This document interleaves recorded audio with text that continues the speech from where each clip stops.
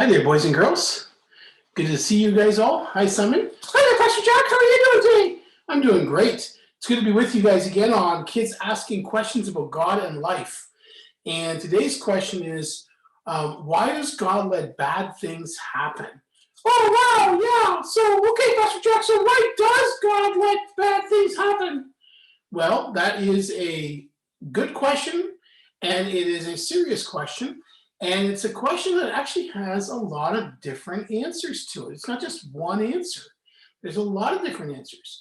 So sometimes bad things happen because we actually did something sinful. So if I do something sinful, you do something sinful, then sometimes the result is something bad happens to us. Sometimes the bad thing that happens is just a consequence of the thing we did, and sometimes it's actually punishment. Punishment?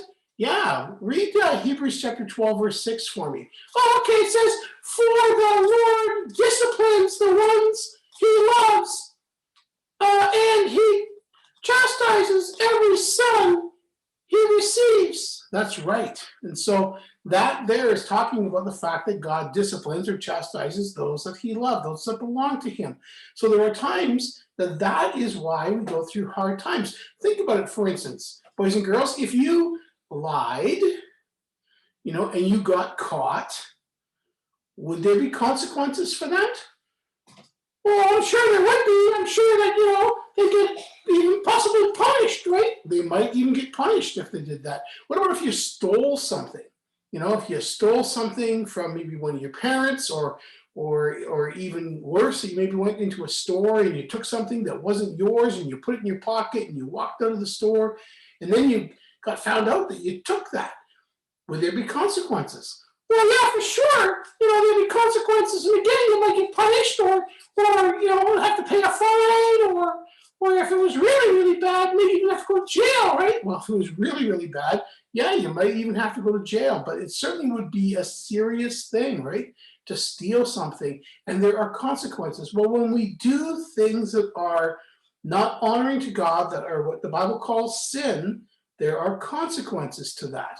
And there is also times in which God actually punishes us. So that's one reason why we sometimes, bad things happen. Another reason why bad things can happen is sometimes it's because other people make sinful decisions.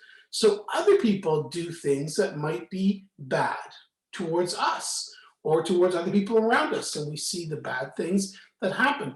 Like, for instance, in the story of Joseph. Oh, are you talking about Joseph? Joseph, the father of Jesus? No, not that Joseph. I'm talking about Joseph in Genesis. And in Genesis, you have Joseph, and he's got 10 brothers. Well, he's got 11 brothers, but one brother is younger than him. And then he's got 10 brothers that are older than him. And they actually behave very badly. And they sin against Joseph, and they sin against God. And they take Joseph, and they throw him in a pit.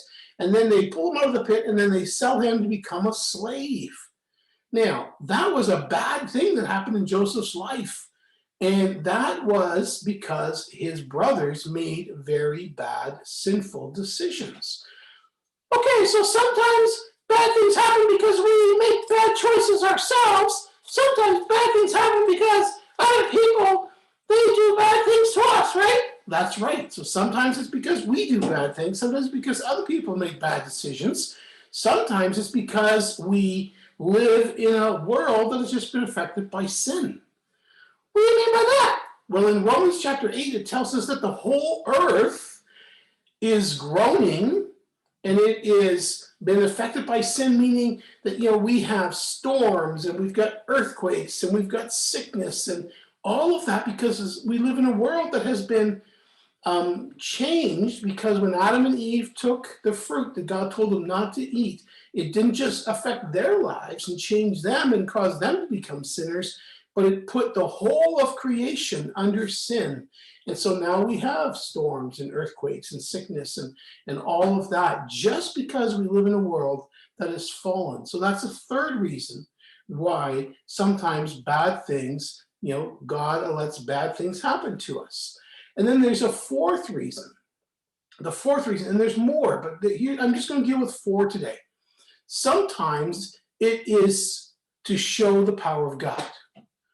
In the Gospel of John, Jesus was walking past a man, a blind man, and his disciples asked him, can you read that, what his disciples asked? Yeah, they said, Rabbi, why do they call him Rabbi?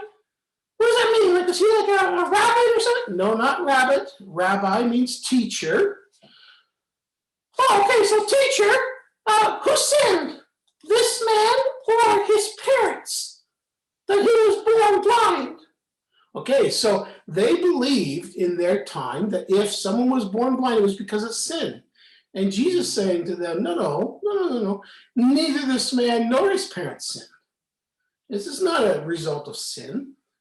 This is a result really of just living in a sinful world that has sickness and sometimes blindness and deafness and things like that happen as a result of living in this world. And so he says, neither this man nor his parents sinned, but this happened in that particular man's case. It happened to show God's power. Well, so it was going to show God's power. How was it going to show God's power, Pastor Jack? Hey, so how was it going to do that? Well, because Jesus was going to heal the man. And so when Jesus healed the man, everybody could see the power of God was in Jesus, and Jesus had the power to heal even the blind man. And so this sickness in this case for this man was so that it would show the power of God. So that's 4. There's other reasons that, why God lets bad things happen to us. But those are 4 very significant ones. Oh, wow, that's pretty cool. Well, I've got an object lesson, and I'm sure you guys know what this is. This is a memory stick. Now, a memory stick is really a genius little thing. Back in the day, we'd have to write everything down on a piece of paper. Back in the day when we first got computers, you either took your computer with you or, this is, but now we can put all kinds of stuff on the memory stick. And a memory stick is really good. Yeah, it's really kind of cool, isn't it? It is kind of cool. And what it is it allows us to be able to put things from our computer onto this, and then we can transfer it from this onto another computer. And that is really a neat thing for us to be able to do.